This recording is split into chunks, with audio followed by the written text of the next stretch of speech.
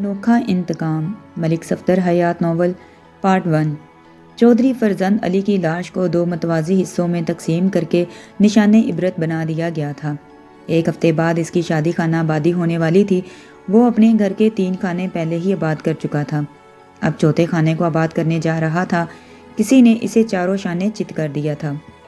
मैंने पुलिस की नौकरी के दौरान में बड़े बड़े हेबतनाक मनाजर देखे थे।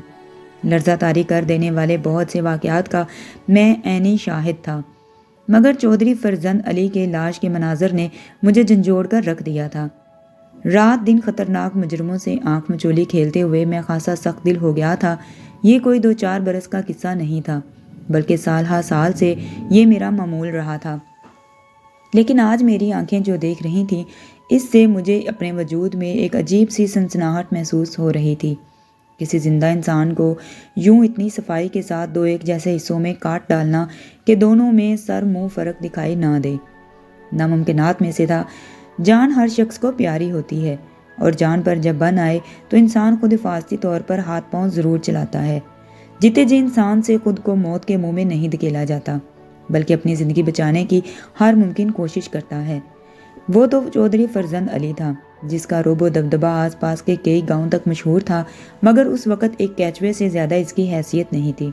वो तो एक मकोड़े से भी ज़्यादा हकीर नज़र आ रहा था, जो 2 हिस्सों में बट कर भी हरकत के काबिल रहता है।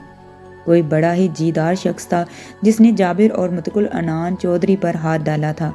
लाश को पहली नज़र देखते ही मुझे अंदाज़ा हो गया था कि चौधरी के साथ जो कार्रवाई की गई है वो इसे मौत के घाट उतारने के बाद की गई थी। मुनक़सम लाश की नहायत ही पुरसरार कहानी सुना रही थी। बाद में मेरे अंदाजे की तस्दीक भी हो गई।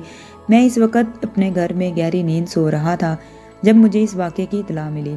मैंने सब इंस्पेक्टर खादम हुसैन और 2 कांस्टेबल्स को साथ लिया और मौके पर पहुंच गया।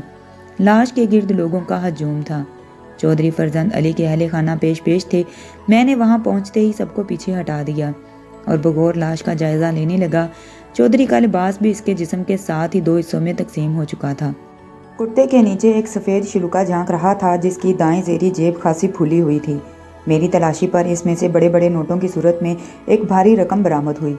ये बात ताज्जुब खेज थी कि कातिल ने कोई भी कीमती चीज़ उड़ाने की कोशिश नहीं की थी। इससे एक बात यह भी साबित होती थी कि वो कोई पेशावर मुजरिम नहीं था, बल्कि इसका यह कारनामा सरासर एक इंतकामी कार्रवाई थी। शिलूके के बलाई जानिब जेब में से एक तयशुदा पर्चा भी बरामद हुआ, जिस पर एक अजीबोगरीब नुस्खा तहरीर था। वो इस वक्त मेरी समझ में नहीं आ रहा था। बहरहाल वो पर्चा मैंने अपने पास महफूज कर लिया। मुनक़सिम खोपड़ी के बाएं हिस्से में कान से थोड़ा ऊपर मुझे एक चोट का निशान भी दिखाई दिया। ज़रब किसी आहनी चीज़ से लगाई गई थी। चोट की वजह पर एक घूमड़ सा बन गया था, ताहम वहाँ से खून वगैरह नहीं निकला था। गालबन चौधरी को 2 पीस करने से पहले इसे चोट के ज़रिए दुनिया और माफिया से बेखबर किया था। बाल्फाज़े दीगर मौत की नींद सुला दिया था। एक बात ने मुझे चौंकने पर मजबूर कर दिया था। चौधरी ने कीमती जूते पहन रखे थे, मगर अब इसका दायां पाँव नंगा था। सिर्फ बाएं पाँव में जूता मौजूद था। इस बात से मुझे हैरत तो हुई, लेकिन मैंने सोचा शायद लाश को यहाँ खींचने में कहीं गिर गिरा गया हो। ये कोई अहम बात भी नहीं थी। मैंने चंद मोतबर अफराद की मौजूदगी में मशीरनामा यानी वकूआ का नक्शा तैयार किया और चौधरी फरजंद अली की लाश को पोस्टमार्टम के लिए हॉस्पिटल भेज दिया। लाश अस्पताल रवाना करने के बाद मैंने मौका पर मौजूद कुछ लोगों के बयानात नोट करने शुरू कर दिए। मुझे इस शख्स की तलाश थी जिसने सबसे पहले लाश को देखा था। हजूम में एक अधेड़ उम्र शख्स जिसका नाम खुदा बख्श था और वो मकतूल का दूर पार का रिश्तेदार था। वो बोला, मलिक साहब, फ़िका अभी अभी घर गया है। इसने हमें इस हादसे की इतला दी थी। इसका घर किधर है? खादिम हिसान ने पूछा। चाचा, खुदा बख्श ने कहा, ओ बादशाहो, आप क्यों तकलीफ़ करते हैं? फ़ीके को घर से बुला लेते हैं। फिर इसने एक 9 उम्र लड़के को इशारे से अपने पास बुलाकर कहा, ओए काका, नस के जा अपने अब्बे को कह फ़ौरन आ हवेली में आ जाए। इसके बाद मुझे मुखातब करते हुए इसने कहा, मलिक साहब, आप भी हवेली चलें, बाकी की कार्रवाई वहीं चलकर करेंगे। इसकी तजवीज़ माकूल थी। मैंने कांस्टेबलों को वकूए पर छोड़ा और ख़ुद खादम हुसैन के साथ हवेली का रुख किया। हवेली में एक कहराम मचा हुआ था। हमें बैठक में बिठाया गया। अंदरूनी कमरों में से रोने पीटने की आवाज़ें आ रही थीं। थोड़ी ही देर में रफ़ीक उर्फ फ़ीका भी वहाँ पहुँच गया। وہ لگ بھگ 27-28 سال کا ایک صحت مند شخص تھا، گاؤں کا موچی تھا۔ اس نے بتایا کہ وہ فجر کی اذان کے ساتھ اٹھنے کا عادی تھا اور منہ اندھیرے ہی اپنے مویشیوں کو چارے کے لیے گھر سے نکل جاتا تھا۔ آج جب وہ بڑی سڑک پر پہنچا تو اسے وہاں کوئی چیز پڑی دکھائی دی۔ قریب پہنچ کر اس کے اوسان خطا ہو گئے۔ دہشت زدہ انداز میں دوڑتے ہوئے واپس پلٹا اور لاش لاش چیختا ہوا گاؤں میں داخل ہو گیا۔ اس وقت تک اسے معلوم نہیں تھا کہ وہ لاش چودھری فرزند علی کی تھی۔ خاموش ہوا تو میں نے پوچھا، تم عموماً کتنے بجے گھر سے نکلتے ہو؟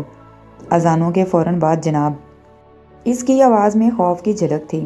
میں نے پوچھا، تم جب سڑک پر پہنچے تو کیا دیکھا تم نے وہاں؟ کچھ نہ پوچھیں جناب، مجھے تو بتاتے ہوئے بھی خوف محسوس ہو رہا ہے، اس نے ایک جرجری لیتے ہوئے بتایا۔ چودھری صاحب بڑی بری حالت میں پڑے ہوئے تھے، میں نے تو انہیں دیکھتے ہی الٹے قدموں واپس بھاگ آیا تھا۔ تو تم نے لاش کو دیکھتے ہی پہچان لیا تھا کہ وہ چودھری صاحب ہیں؟ میں نے اسے گھورا۔ اس وقت تو اچھا خاصا اندھیرا تھا۔ اس نے سہمی ہوئی نظروں سے مجھے دیکھا، پھر ڈرے ڈرے لہجے میں کہا، یہ تو مجھے بعد میں پتہ چلا جی کہ وہ لاش چودھری صاحب کی تھی۔ اس وقت تو مجھے اپنا کوئی ہوش نہیں تھا، مجھے تو یہ بھی نہیں پتہ چلا کہ میں کس طرف واپس پہنچا تھا۔ تم نے لاش کے آس پاس کسی کو دیکھا تھا؟ مجھے کچھ یاد نہیں جناب، وہ رونی صورت بنا کر بولا۔ میں کچھ نہیں جانتا۔ فقیر موچی کی باتوں سے مجھے اندازہ ہو گیا تھا کہ وہ دروغ گوئی سے کام نہیں لے رہا، گویا اس کے ساتھ وقت ضائع کرنے کا کوئی فائدہ نہیں تھا۔ میں نے 2 ضمنی سوالات کے بعد اسے جانے دیا۔ مجھے فوری طور پر جو بھی معلومات حاصل ہوئیں اس کا خلاصہ یہ تھا، چودھری فرزند علی کل صبح لائل پور جانے کے لیے گھر سے نکلا تھا۔ اس نے گھر میں یہی بتایا تھا کہ وہ لائل پور کے ایک زمیندار بشیر کھرل سے ملنے جا رہا تھا۔ اسے شام کو واپس آ جانا تھا مگر نہیں آیا۔ پھر دوسری صبح سڑک پر اس کی کٹی ہوئی لاش ملی۔ چودھری کے بیٹے طارق سے تصدیق کے لیے دریافت کیا، کیا چودھری صاحب کل گھر سے اکیلے ہی نکلے تھے؟ نہیں جناب، وہ اکیلے نہیں گئے تھے، شونکا گجر بھی ان کے ساتھ تھا۔ اس نے جواب دیا۔ شونکے گجر کو اچھی طرح جانتا تھا، اس کا شمار چودھری فرزند علی کے خاص آدمیوں میں ہوتا تھا۔ میری اطلاع کے مطابق شونکا گجر اور بوٹا ارائیں چودھری کے 2 بازو تھے۔ انہیں ہر قسم کے جائز اور ناجائز کاموں میں چودھری کی پشت پناہی حاصل تھی۔ مجھے شیخو پورہ کے اس تھانے میں تعینات ہوئے ابھی تھوڑا ہی عرصہ ہوا تھا۔ پہلے ہی ملاقات میں چودھری فرزند علی کے بارے میں میری رائے خراب ہو گئی تھی۔ اس نے مجھے بھی اپنے روب میں لینے کی چودراہٹ کا استعمال کیا تھا، مگر ابھی تک اسے کوئی کامیابی حاصل نہیں ہوئی تھی کہ اس کا وقت پورا ہو گیا تھا۔ میں نے پوچھا، شونکا گجر کہاں ہے؟ اس کا بھی ابھی کچھ پتہ نہیں چلا، طارق نے بتایا، وہ گھر بھی نہیں پہنچا۔ مجھے چودھری صاحب کی ساری بیویوں کے بیانات بھی لینے ہیں، میں نے اٹھ کر کھڑے ہوتے ہوئے کہا۔ میں شام میں پھر آؤں گا، اس دوران میں اگر شونکا گجر آ جائے تو اسے تھانے بھیج دیں۔ چودھری فرزند علی کے ظلم و ستم کی داستانیں اور عیاشیوں کے قصے مجھ سے چھپے ہوئے نہیں تھے۔ مجھے اس تھانے میں آتے ہی معلوم ہو گیا تھا کہ 2 سال قبل انتقام کی آگ میں اندھے ہو کر چودھری نے گاؤں کے ایک گھر میں آگ لگا دی تھی۔ گھر کے مکینوں کو اتنا بے بس کر دیا گیا تھا کہ وہ اپنی جان بچانے کے لیے گھر سے باہر بھی نہیں نکل سکے تھے اور اندر ہی جل کر راکھ ہو گئے تھے۔ ان کا قصور صرف اتنا تھا کہ اس گھر کے ایک فرد نے چودھری فرزند علی کی جوان سالہ بیٹی خالدہ پروین کو پسندیدگی کی نگاہ سے دیکھنا شروع کر دیا تھا۔ میں حویلی سے نکلنے سے پہلے طارق کو ایک طرف تنہائی میں لے گیا اور پوچھا، چودھری صاحب کی کسی سے دشمنی وغیرہ تو نہیں تھی؟ دیکھیں ملک صاحب، انسان کے دوست دشمن تو ہوتے ہی ہیں، وہ ہچکچاہٹ امیز انداز میں بولا، پر ایسا کوئی دشمن نہیں تھا جو اتنی جرأت کرتا۔ میں نے سنا ہے بوٹا رائی آج کل چودھری صاحب سے ناراض رہنے لگا تھا۔ میں نے ٹٹولتے ہوئے انداز میں کہا، چودھری صاحب کی چوتھی شادی۔ میں نے دانستہ اپنا جملہ ادھورا چھوڑا تھا۔ وہ جذبز ہو کر بولا، ایسی کوئی بات نہیں ہے جی، بوٹا ابا جی کا بہت وفادار ہے جی، ایسی چھوٹی موٹی باتوں کو وہ اہمیت نہیں دیتا۔ طارق جیسے چھوٹی موٹی بات سے تعبیر کر رہا تھا، وہ میرے نزدیک اتنی بڑی بات تھی کہ بوٹا چودھری فرزند علی کا قتل کر سکتا تھا۔ میری تازہ ترین اطلاعات کے مطابق مقتول چودھری جس 16 سال لڑکی سے شادی کرنے جا رہا تھا وہ بوٹا کی چچا زاد تھی، اور خاص بات یہ تھی کہ بوٹا اسے پسند کرتا تھا۔ लड़की का नाम यास्मीन था। यास्मीन का बाप फ़तेह मोहम्मद एक गरीब मिज़ारा था। यास्मीन के वालिदैन इस बात से बखूबी आगाह थे कि बूटा इनकी फर्जंदी में आने का इरादा रखता था, मगर चौधरी फरजंद अली के सामने मजबूर हो गए थे। वो चौधरी की मुखालफत मोल लेने का तसव्वुर भी नहीं कर सकते थे। मैंने तारीख को मज़ीद कुरेदते हुए पूछा, बूटा हवेली में कहीं नज़र नहीं आया? क्या इसको पता नहीं कि चौधरी साहब के साथ कितना बड़ा हादसा पेश आ चुका है? वो इधर उधर देखते हुए बोला, मैंने बूटे को कल से नहीं देखा। हो सकता है अब्बा जी ने इसे किसी खास काम से कहीं भेजा हो। तुम्हारा क्या ख्याल है? मैंने एक लम्हा सोचने की अदाकारी करते हुए कहा, कहीं बूटा भी कल चौधरी साहब के साथ ही लायलपुर तो नहीं चला गया था? मैं इस बारे में कुछ नहीं जानता। अच्छा ठीक है, मैंने कहा, मैं दोबारा आऊँगा। इस दौरान में अगर कोई ख़ास बात पता चले तो मुझे फ़ौरन बताना। इसने इस बात में सर हिला दिया। हम हवेली से निकले तो सब इंस्पेक्टर खादम हुसैन ने कहा, अब क्या इरादा है मलिक साहब? ज़रा बूटे को भी देख लें, मैंने जवाब दिया। हो सकता है वो घर में मिल जाए। अगर ना मिला तो इसके बारे में कुछ तो मालूम होगा। इसका यूं अचानक मंजर से गायब हो जाना तशवीशनाक है। बूटे राई का घर हवेली से ज़्यादा दूर नहीं था। दरवाज़ा एक ज़ईफ़ुल उमर शख्स ने खोला। अपने सामने पुलिस को देखकर इसके चेहरे पर खौफ के आसार नमूदार हो गए। मैंने इसकी कैफियत को नज़रअंदाज करते हुए कहा, बूटा कहाँ है? बूटा? क्यों, खैरियत तो है? इसने अटक अटक कर अपनी बात पूरी की। बूटा तो घर पर नहीं है। इसके साथ ही इसने दरवाज़ा बंद करने की कोशिश की। खादम हुसैन ने अपना हाथ बढ़ाकर दरवाजे को पकड़ लिया, फिर बोला, मलिक साहब ये बूढ़ा ऐसे नहीं मानेगा। आओ अंदर चलते हैं। आप ज़बरदस्ती क्यों घर में घुस रहे हैं? बूढ़ा ममनमाया। हमने कहा, हमारा क्या कसूर है? आप बूटे पुत्र को किस लिए तलाश कर रहे हैं? इसने चौधरी साहब का कत्ल किया है, मैंने सख्त लहजे में कहा। वो कानून से बचकर नहीं जा सकता। ये झूठ है, वो तेज़ आवाज़ में बोला। बूटा तो 2-3 दिन से गांव में नहीं है। फिर सच क्या है? मैंने पूछा। इसने झांक कर गली में दाएं बाएं देखा, फिर रास्ता छोड़ते हुए बोला, आप लोग अंदर आ जाएं। इसने हमें एक कमरे में बिठाया। मैंने कहा, ये बात तो तुम्हें भी मालूम हो चुकी होगी कि आज सुबह चौधरी फरजंद अली की लाश मिली है। इन्हें बड़ी बेदर्दी से कत्ल किया गया है। मैंने भी इनकी लाश देखी है। पर क्या? खादम हुसैन ने डांट कर कहा, चाचा सीधी तरह सब कुछ सच सच बता दे, वरना हमें सख्ती करना पड़ेगी। हम तुझे थाने में बंद कर देंगे। उसने सहमी हुई नज़रों से मुझे देखा। मैंने पूछा, तुमने बताया कि बूटा 2 रोज़ से गांव में नहीं है, वो कहाँ गया हुआ है? वो बोला, मैं इसके मामलात में ज़्यादा दखल नहीं देता और वो मुदाखलत को पसंद भी नहीं करता। वो अपनी मर्ज़ी का मालिक है। वो ख़ुद को कोई बात मुझे बता दे तो बता दे, वरना मेरी क्या मजाल कि इससे पूछ सकूं। मैंने इसकी बात काट कर कहा, तो तुम्हें कुछ पता नहीं? 2 रोज़ से वो कहाँ गायब है?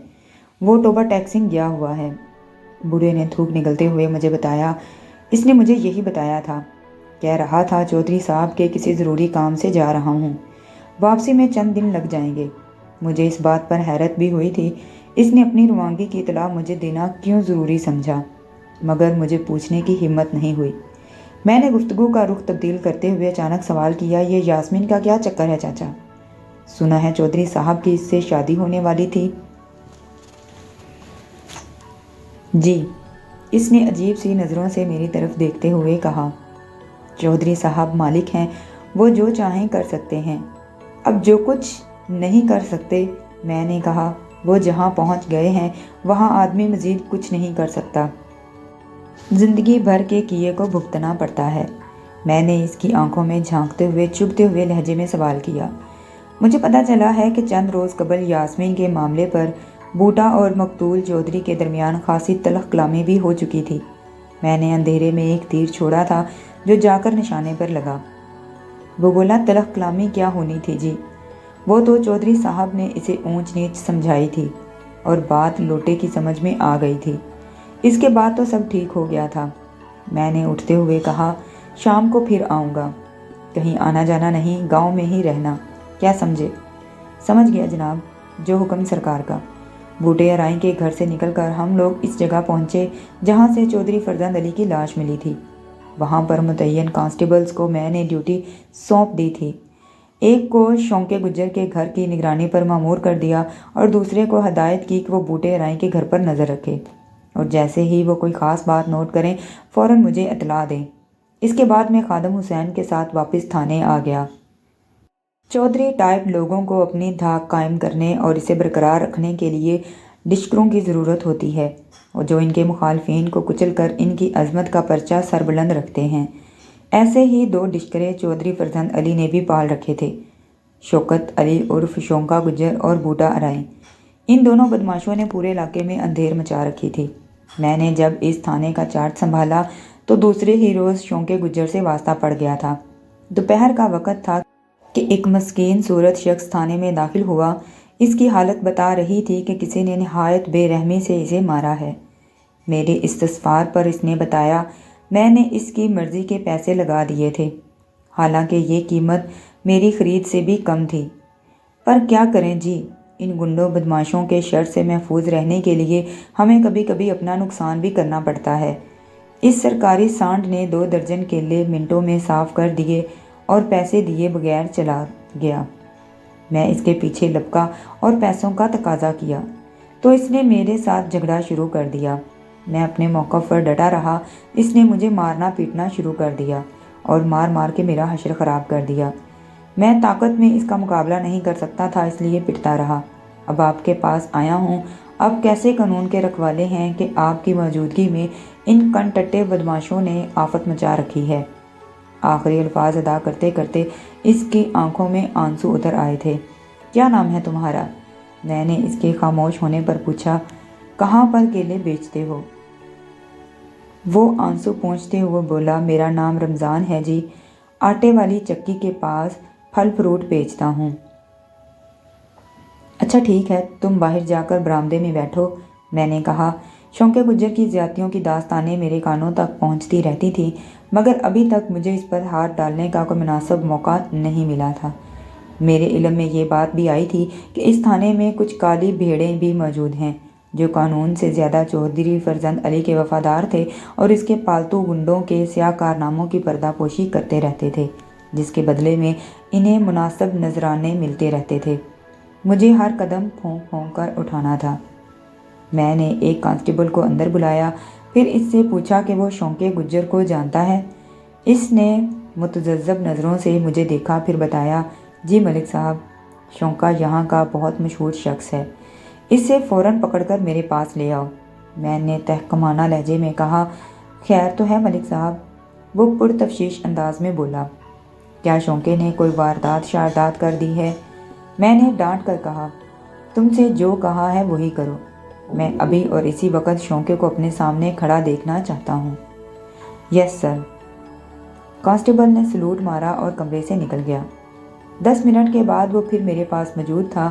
اس مرتبہ اس کے ساتھ ایک کوتاہ قد شخص بھی موجود تھا۔ وہ اپنے جثے سے کسی گینڈے کی طرح معلوم دکھائی دے رہا تھا۔ اس کے چہرے کو دیکھتے ہی اندازہ ہو جاتا تھا کہ وہ ایک ظالم جابر اور شفاق شخص تھا۔ اپنے حلیے کے برعکس اس وقت وہ میرے سامنے بھیگی بلی بنا کھڑا تھا۔ کانسٹیبل نے ایک مرتبہ پھر سلیوٹ مارا۔ بندہ حاضر ہے سر۔ میں نے محسوس کیا کہ کانسٹیبل خاصا گھبرایا ہوا دکھائی دے رہا تھا۔ وہ چور نظروں سے شونکے گجر کو بھی دیکھ رہا تھا۔ میں نے کہا، برآمدے میں جو شخص بیٹھا ہوا ہے اسے اندر لے آؤ۔ وہ فریادی کو لے کر اندر آ گیا، پھر دوسرے ہی لمحے واپس جانے لگا۔ میں سمجھ رہا تھا کہ وہ شونکے کا سامنا کرنے سے بچ رہا تھا۔ میں نے فوراً اپنے ذہن میں موجود کالی بھیڑوں کی لسٹ میں اس کا نام درج کر لیا۔ پھر بآواز بلند کہا، کانسٹیبل سلطان کو فوراً اندر بھیجو۔ سلطان ایک ہٹا کٹا جلاد صورت کانسٹیبل تھا۔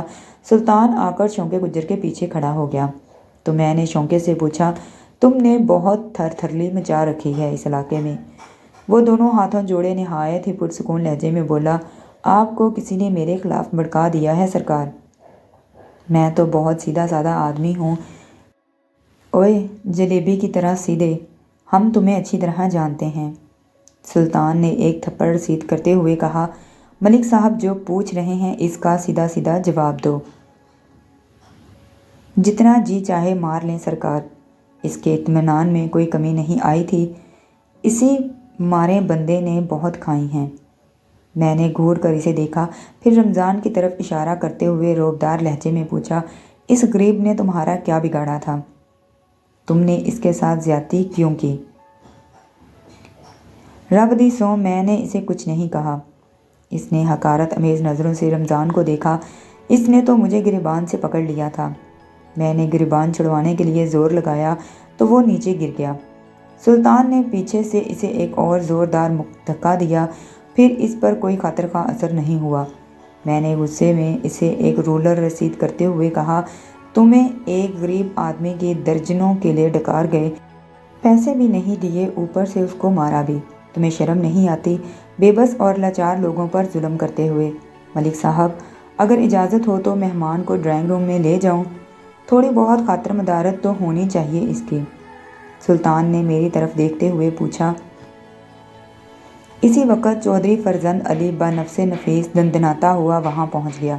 ملک صاحب، بڑی کارروائیاں ڈال رہے ہیں آپ، وہ طنز سے لبریز لہجے میں بولا۔ شونقے نے کیا کوئی قتل کر دیا ہے جو آپ نے اسے پکڑ رکھا ہے؟ ہم خواہ مخواہ کچھ نہیں کرتے، شونقے نے اس شخص کے ساتھ بہت زیادتی کی ہے۔ میں نے رمضان کی طرف اشارہ کیا۔ جانے دیں ملک صاحب، میں اس شخص کا نقصان پورا کر دیتا ہوں، اب شونقے کو چھوڑ دیں۔ اب تو یہ نہیں چھوٹے گا چودھری صاحب، میں نے کہا، اس کے خلاف قانونی کارروائی ہوگی۔ وہ دھمکیاں دیتا ہوا تھانے سے نکل گیا۔ میں نے سلطان سے کہا کہ اس ڈشکرے کو ڈرائنگ روم میں لے جاؤ اور اپنے ارمان نکالنے کے بعد حوالات میں ڈال دو۔ ان کے جانے کے بعد میں نے رمضان کو بھی رخصت کر دیا۔ شام کو وہ پھر میرے پاس چلا آیا اور گڑ گڑانے لگا، تھانے دار صاحب، مجھے کچھ نہیں چاہیے، آپ شونقے کو چھوڑ دیں، آپ کو اللہ رسول کا واسطہ مجھ پر رحم کریں۔ میں نے پوچھا، مجھے پوری بات بتاؤ۔ چودھری صاحب نے مجھے دھمکی دی ہے کہ اگر میں نے شونقے کے خلاف رپورٹ واپس نہ لی تو وہ میری بیوی کو ننگا کر کے گلی گلی گھمائیں گے۔ اس کی آنکھوں سے آنسو جاری ہو گئے۔ صاحب، میں غریب اور کمزور آدمی ہوں، چودھری صاحب کا مقابلہ نہیں کر سکتا، میرے چھوٹے چھوٹے بچے ہیں، چودھری صاحب ان پر قہر بن کر نازل ہو جائیں گے۔ میں سوچ میں پڑ گیا۔ میرے ذہن میں خیال آیا کہ اگر میں نے شونقے کو نہیں چھوڑا تو ممکن ہے عدالت میں جا کر رمضان اپنے دعوے سے مکر جائے، پھر میرے لیے مشکل ہو جائے گی اور خواہ مخواہ رمضان کی بھی شامت آ جائے گی۔ چودھری کسی بھی وقت اور کسی بھی انداز سے اسے اپنے انتقام کا نشانہ بنا سکتا تھا۔ میں نے رمضان کو چودھری کے قہر اور غضب سے محفوظ رکھنے کے لیے شونقے کو ڈھیل دینے کا فیصلہ کر لیا اور چودھری کے پالتو کتوں کی بجائے براہ راست چودھری فرزند علی پر ہاتھ ڈالنے کی تیاری کرنے لگا۔ مجھے اپنے منصوبے میں خاصی کامیابی مل چکی تھی، مگر اس سے پہلے کہ میں عملی قدم اٹھاتا، اس کو اوپر والے نے اٹھا لیا۔ جی تو دوستو، کہانی کا اتنا حصہ کیسا لگا مجھے کمنٹ سیکشن میں ضرور بتائیں۔ ویڈیو اچھی لگی ہو تو میرے چینل کو سبسکرائب کریں، ویڈیو کو لائک کریں، شیئر کریں۔ پلیز ویڈیو سننے کے بعد ایک اچھا سا کمنٹ ضرور کر دیا کریں تاکہ میری بھی حوصلہ افزائی ہو سکے اور میں آپ لوگوں کے ساتھ ایسے ہی مزید اچھی اچھی کہانیاں شیئر کر سکوں۔ ملتے ہیں بہت جلد ایک نئی ویڈیو کے ساتھ، اس ایپیسوڈز کے ساتھ۔ تب تک کے لیے اللہ حافظ۔